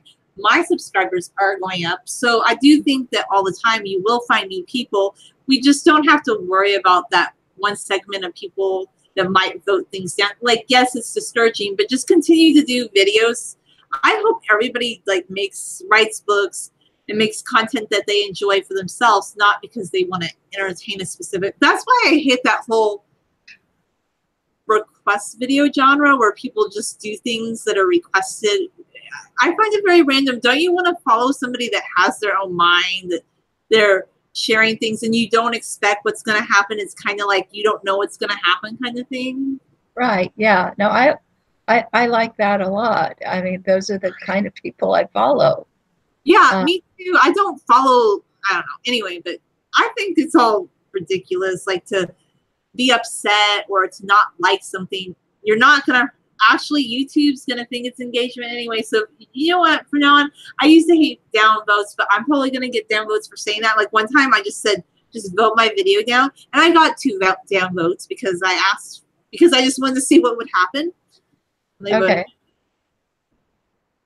Yeah, I don't know. It's just, in a sense, it's the bow grooming videos that are getting me all the audience. Mm-hmm. But if you have to do that all the time and you're not allowed to talk about anything else, then I wouldn't care for the whole thing. Yeah, exactly. Well, here's my thought. You have made it very clear on your channel that sometimes you have a bow grooming video because that's part of what a chimpanzee does. It's part of Project Vote. It is not all of Project Vote. And if they're truly interested in you and Project Bow, then they will understand, okay, I don't have to watch every video that she puts out, but I will respect that she does produce other videos because she's a well-rounded person and she just doesn't think about one thing all day, you know? Right, exactly. And I'm a little scared for you. No offense to people who like a certain genre, but I'm a little scared to you if you think that people just sit at home all day and they just do one thing, because you don't. Like, what are you doing with all your free time? Unless you just have an inordinate amount of free time, not to stereotype. Are you just living off your parents and you sit? No offense to somebody like that, but really, like, maybe you should do some other things and just think that, I don't know. I'm not trying to stereotype. Some people really like one specific topic. They like it. They love bow. That's good. It's flattering. But they shouldn't demand that you make more and only one thing. And that's actually why some people leave YouTube, like they're vloggers, and some people stop because people start demanding that they vlog every day and they don't want to. Like, they just want to do it when they want to, you know? Right. Yeah. Yes. I mean, I really like the internet when it allows me to express myself on any topic that happens to catch my interest at that time. I used to love that on hub pages. I used to love to do that on my blogs. Yeah. And I just do not want to be limited to just one thing. And you don't have to be. I know people really like the grooming videos, but just make one if you feel like it. And if somebody doesn't want to watch it, they don't have to. They could watch an old grooming video, you know? Like, I don't think it's a big deal, like, in my mind, but. Yeah, I mean, I had this wonderful, and this is almost going back to black swans, but you know, when I look at butterflies, I'm not a butterfly expert at all. But I just go for walks and the butterflies come to me. Sometimes, not all the time. It's not like I can predict when there's going to be a butterfly that I can take a really beautiful picture of. So I'm an opportunist when it comes to that. I'm there. I've got my iPhone. And if a butterfly is in just the right spot and I don't have to go chasing after it, I will take a video. I will take a picture and I will share that because I think it's beautiful. Yeah, if it happens, it's an opportunity. Right. Yeah, I can't program when it's going to happen. So on the same day that I was getting all those awful downvotes and everybody was upset with me because I was talking about things they weren't interested in, I didn't even dare to upload the butterfly, this beautiful monarch butterfly, to my main channel, but I just put it on the other channel where nobody watches because that's how I archive them. Yeah. But that's still, I mean, I know, but I used to like those. I did notice like you do a few less nature channel video random things or on your main channel now. I think anybody who subscribed to a channel, this does happen to me. I will upload something. It's not exactly like the video that they demanded, and then they unsubscribe. But I get some really ludicrous like requests. Like, okay, I did this very intricate, beautiful cross stitch heart a couple of years, like 4 years ago. It took a long time to plan that thing. I know it may look like, oh, it's simple, but I had to count it out. I had to plan it. It took hours. Okay. I have people coming back to me telling me to refilm that video because they can't see how I'm stitching it. And then I need to zoom in more and I need to do this. But that was 4 years ago. And I think you can see me stitching on that video. I don't have any interest in going back in time or recreating that just to fulfill the request of one video. But then maybe I should, because I realized recently that video has 165,000 views. Wow. I know. That's impressive. Should, but I have no interest right now in sitting here and doing a cross stitch project. But maybe I should. Like, I guess I'm my own worst enemy, but that's not what I want to do right now. I don't want to. Sure, you don't have to. You should do it when you want to. Exactly. But I know what you're saying because those are the requests I get. It's always like something really specific, but it's like something that's kind of hard. Like, I guess they think people just sit at home all day and they have all this time to create one thing to please them. I even had some lady asking in Turkish if I could do that, and I had to translate. Wow. So I guess people really like that video. Yeah, well, that's a compliment to you. So that's good. Yeah, it's good. And I guess like with you, like people like Bo and they're excited to see him. But I really wish people would learn more. Maybe they should read your blog and learn if they like the grooming of the chimpanzee grooming. Or maybe they should be compelled to learn more about chimpanzees in general so they know a little bit more why you have Project Bo. I think that would make more sense, right?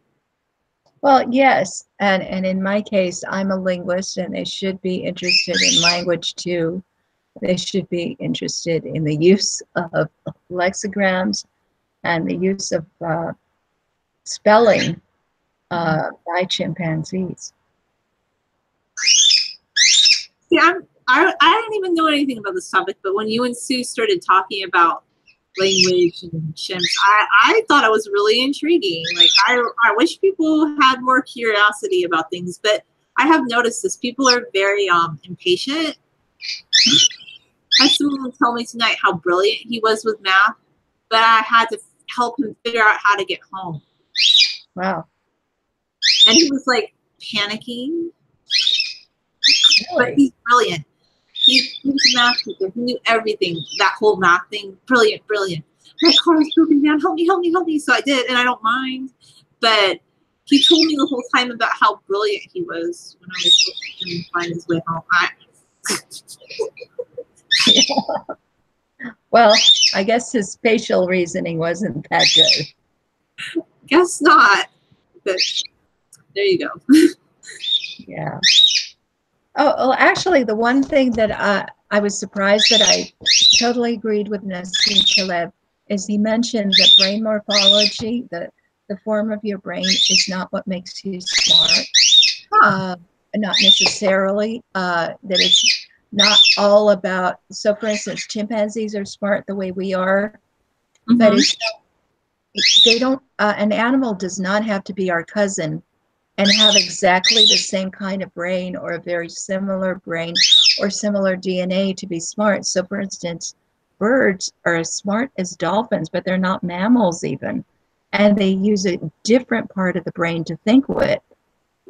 So there can be parallels. And he says, you should be an empiricist. You shouldn't be so busy with your theory about the brain and brain parts that you don't notice what's going on. So I like that. Yeah, that's interesting. Because animals do sometimes use other parts of their brain, and they do have certain innate abilities and like mental processes that we don't have. But I remember like years ago, just when I read your hub, somebody said, well, chimpanzees can't build a high-rise building. And I just thought that was kind of random because I'm like, well, does that negate their intelligence in other ways, like maybe finding food, surviving? Well, not everybody wants to build a high-rise building, and that's one of Sue's points. Yeah. You know, they have different values, so they don't want to build something. They want to be able to go from place to place and not have to clean up afterwards. Yeah, that makes the most sense to me. But do you remember that comment? I just remembered that. I thought that was interesting. I don't know. I had so many awful comments. I mean, there were like anti-Semitic comments against Bo. It was weird. Oh, it's like, people are hate. I thought, but we live in such it's funny. Some of those people that make those kind of comments, you'll go to their page and they claim to be very caring and loving people, and they're not at all, but whatever. Or they're trolls, I don't know. But it's all that Reddit. It probably came through Reddit. Reddit's pretty it was Reddit. Yeah, they think they're very smart at Reddit. But it's really very cruel. No, they're cruel, and it's really there's just some weird, like, Reddit has not improved. I don't know why people like that site so much. Like, I don't like it. I don't understand the value of Reddit to this day, but people tell me it has a lot of value and it's a really important site. But it's just like a forum where people vote things up and they make a lot of dumb in my opinion. I don't know. I find no value. They have a lot of trolls. I mean, there might be some very intelligent people there, but they also have a lot of trolls, and I don't appreciate that.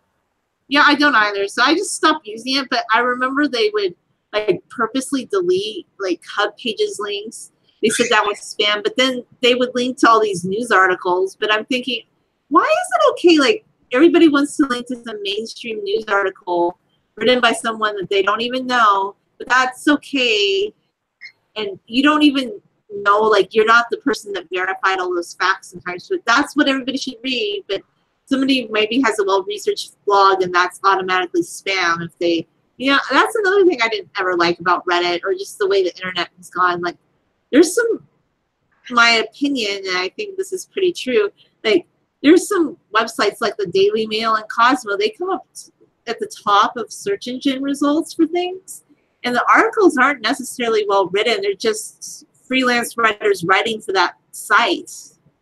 Right. And now bloggers aren't able to compete to the same. I don't know. Yeah, they totally broke it. And right now, Facebook is running these ads saying that they're going to find out whether an article is true or not. And if they think an article is not true, then they're going to take it down. Oh, isn't that like censorship and like free? Like, yeah, they have the right to do that, but then I don't see how we can continue on Facebook. I don't either, but what's interesting? I was just thinking about this when Facebook changed, because you were talking about like shareholders, and then Facebook went public, remember? And it seems like that's when all the changes started, when Facebook went public. And I don't know, is it because now they want to have this like image that they appeal to certain people? I don't really get it. And then like, I didn't really follow all of those hearings, but it seemed like they were kind of vilifying Google just because Google didn't show up to the hearing, and they were maybe like having more autonomy and they didn't want to change the way that, I don't know. It was kind of strange. Like, I didn't really like the whole tone of those meetings, Look, all of the social media sites are now into serious political correctness mode. Twitter deactivated Alex Jones's account. You heard about it? Why? I don't even know. I never listened to Alex Jones. I have no interest in that guy.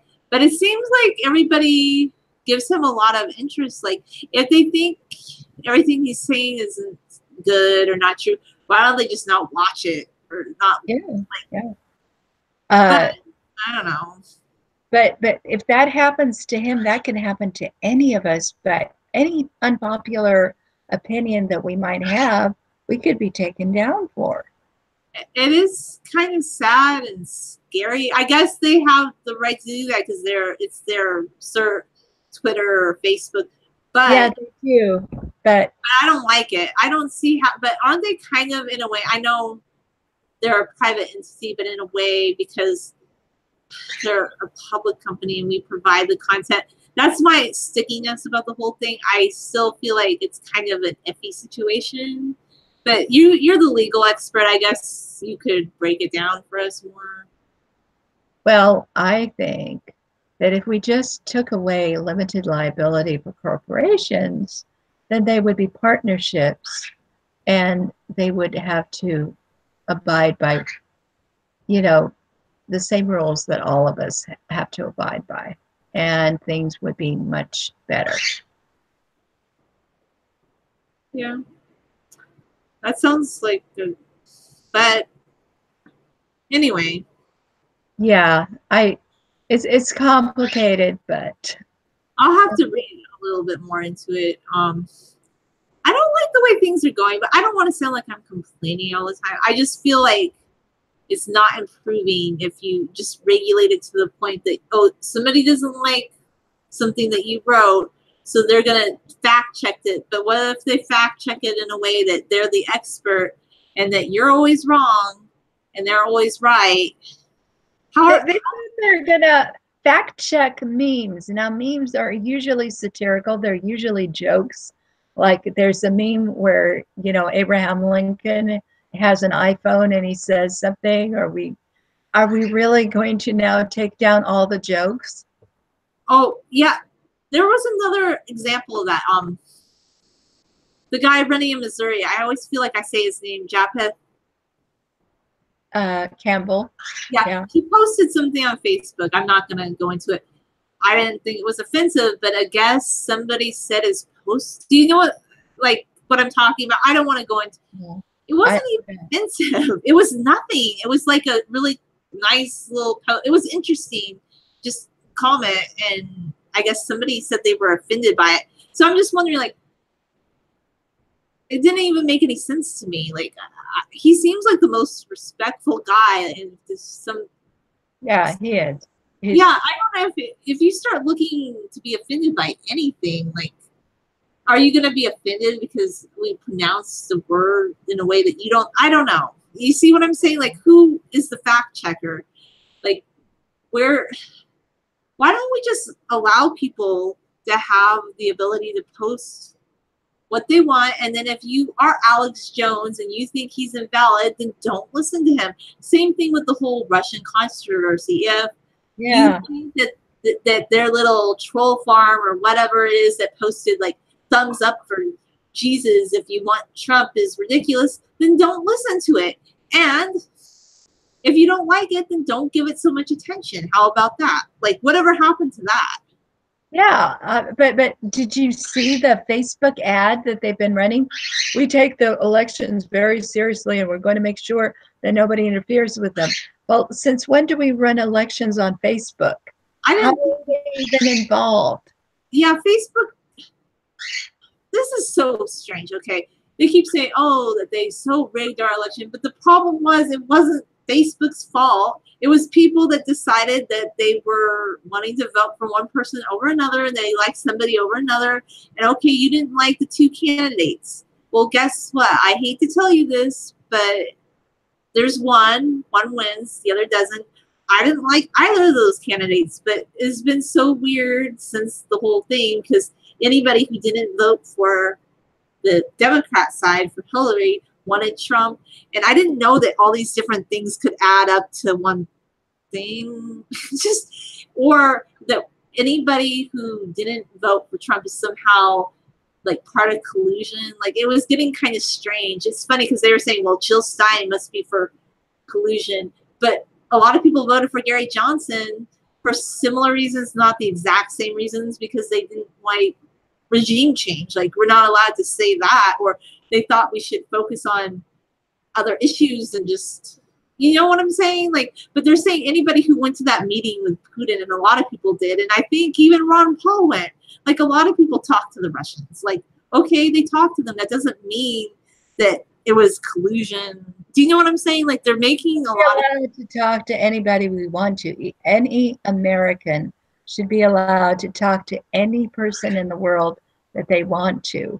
Yeah, we have every right to talk to who we want, and I honestly feel like it's a Cold War mentality. Like, okay, you don't like the Russians, but there's a lot of hatred of Russians, like specifically Russians. Like, it gets kind of bad. Like, things people say about Russians right now. I'm not even Russian, but I would feel like if I was a Russian living in the US, I would almost feel kind of ostracized in a way because of how ridiculous it's getting. Because I've heard people say, well, they speak Russian, maybe they somehow were like like, I've heard things, like just random things that people have said that I just think is taking. I don't understand. I thought the Cold War was over. So I thought so too, but I think, okay, I've looked into this a little bit more, and I just thought about history. Like, the Russians, it seems like there's been this long-seated, like, kind of, friction with the Russians, like, where the rest of, like, Europe and now the rest of the world kind of has this friction with Russia because they're powerful and they do certain things well. And yes, the Cold War's over, but it goes back farther in time to, like, Napoleon and how they defeated. It just seems like there's a lot of friction going back throughout history that keeps popping up, like specific Russian hate. Like, okay, you don't like the Russians, and that doesn't mean that they hacked our election. In my opinion, they had some trolls that posted things that people didn't like. That's it. Like, that's even if they were trying to be spies, anybody can post a meme, and they should be able to post any meme they want to.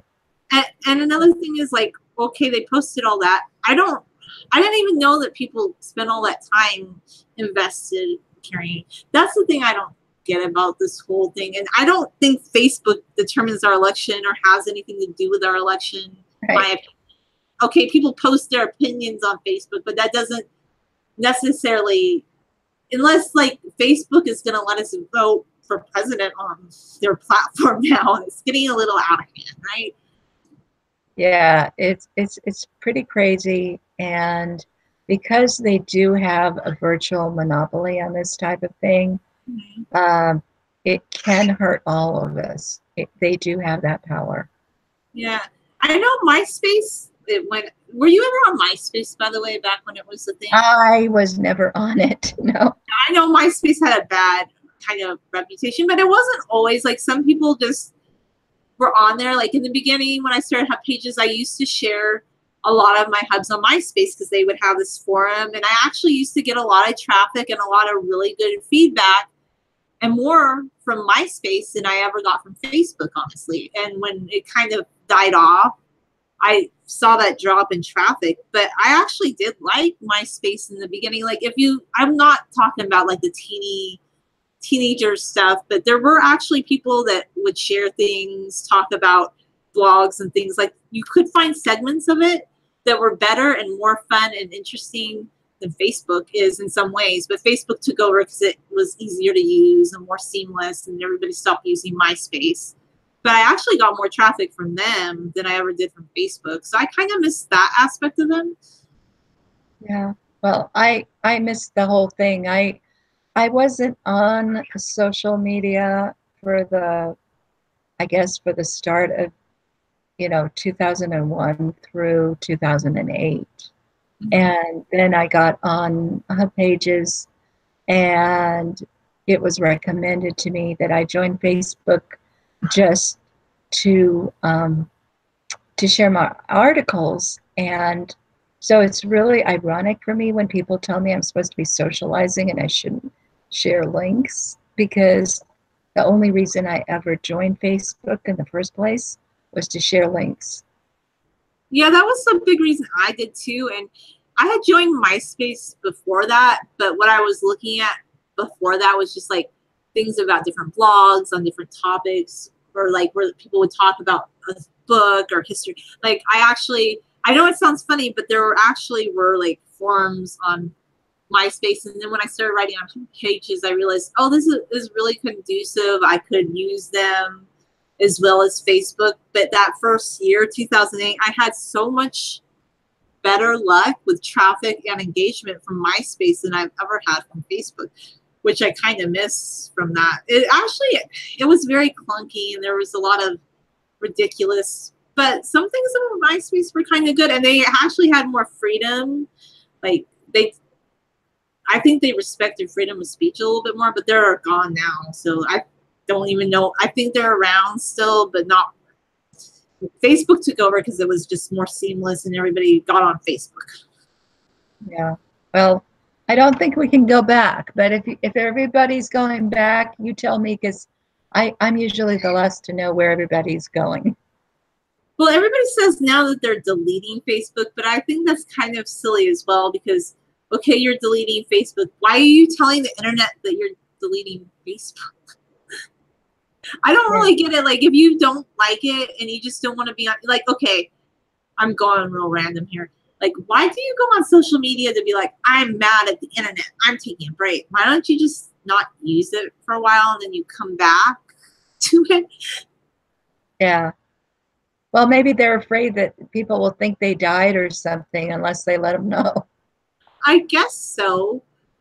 I guess I never thought about it that way. I mean, I miss like just the old. I sound like so nostalgic, but maybe there'll be another Black Swan event that if you're on the right side of it, that there'll be a new website or something. I think you have to just put your time into your own ventures, your own website, books, art. But then the promotion part is the tricky. The problem is that I don't know how to promote, because Google is the search engine and Google is keeping my stuff down. So I don't know. It doesn't to all of us though, that used to, unless you know the secret. I used to feel like I was pretty effective at promotion, but I need to figure.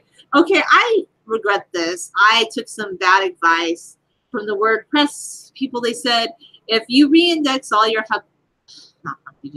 WordPress blog posts to have, like, instead of having the date, month, and year in the posts, that you just have the name of the post, so it's like easy to find. They said that it'll be easier for the search engine to find it, but then all my old posts just go to error, post not there anymore now that I changed it on one of my blogs. Oh. Can you change it back? I think I need to, because I just realized I had a lot of blog posts that were getting traffic and now they're not anymore. And anything I'm going to have to go back and change it because I made a mistake. I thought it would just redirect from the date one to the other one. And I guess I could have put in a redirect, but that's too confusing. So I'm just going to go back. But that was some really bad advice. I guess I should have researched it more before I did it, because I was looking at blog Google search tips that was supposed to help your blog. It did the opposite. I lost a lot of views. Well, I was on Drupal for Inverted A, and then I tried to change something and it went bad and they wouldn't help me. But I'm thinking maybe I should talk to the WordPress people and ask them to go back in time and rescue it. You could, and if they don't want to help you, maybe, I don't know, like the WordPress forum. I haven't really investigated their forum, but a lot of people say they get a lot of help just by asking in the forum, like various questions. Very well. No, they sent me to ask the Drupal people, and Drupal has never supported me. So I don't use Drupal. I use there's another one that I have. It's like WordPress that plugs in through HostGator. I just call HostGator, and if I'm having a problem, they walk me through it. I just love HostGator because I have a problem, I can call them in Texas at 2 in the morning and they'll fix it for me. I really like the HostGator. Yeah, that's really nice. I'm on Bluehost. They used to help a lot, and the last time I asked for help, it was like, yo, just go to Drupal and ask them. That's not helpful. No. I should probably just try again. Yeah, you probably can. Maybe there's a forum. I'm sure, or maybe if you just ask on Facebook, maybe there's somebody with Drupal expertise. Maybe they can I recommend. had somebody with Drupal expertise who got me into Drupal, but then he kind of left me there. You remember that Hungarian guy who sometimes had the face of a little boy and sometimes he looked like an old man? Yeah, that was interesting.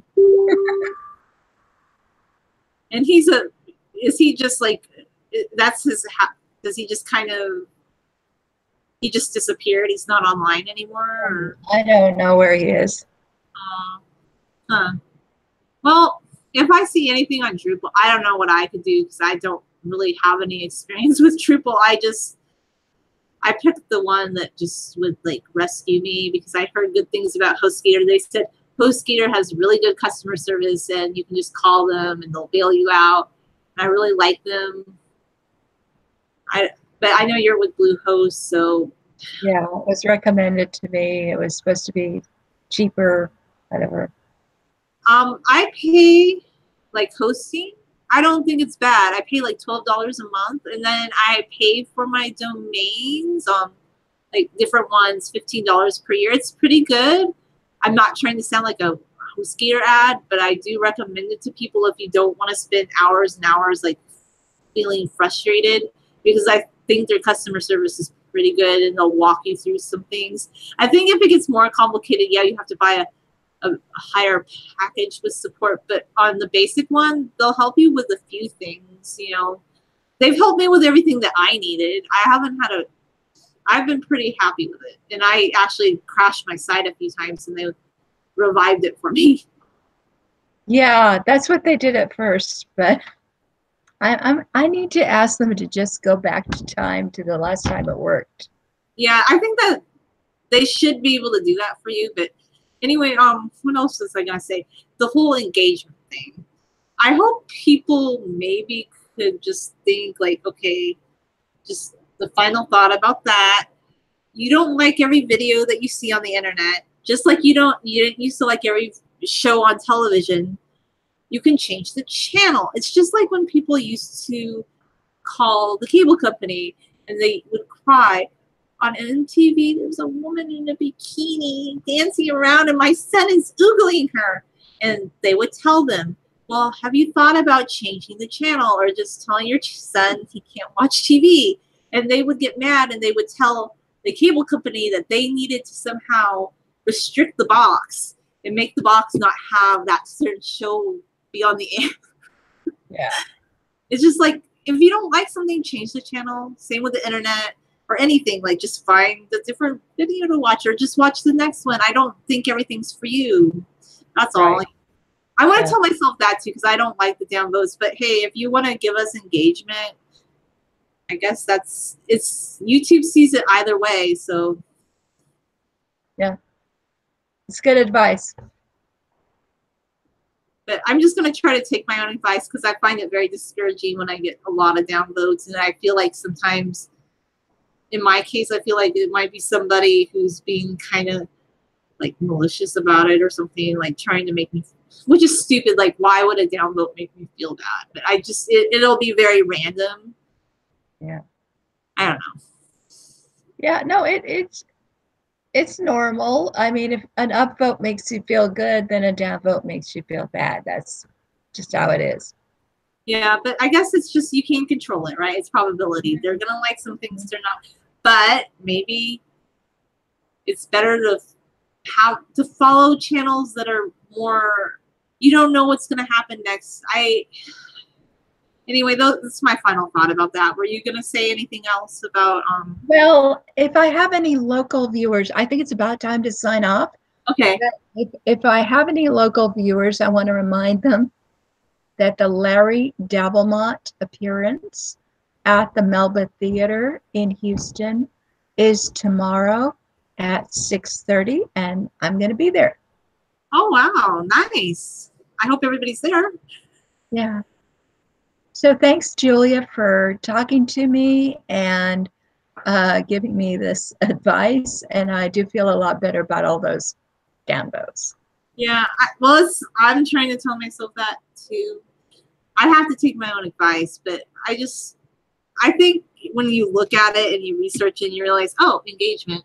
Okay, you're just giving us engagement. Thank you. You're helping us meet our requirement once we get the 1,000 subscribers. So thank you, even though I don't like the download, but thanks anyway. Yeah. Yeah. But I hope you have a good night, Aya. It was nice hearing more about the Black Swan and all the different things that come up in Nassim Taleb's writings. Well, I hope you have a wonderful night too, and it was great talking to you. Okay. Good night.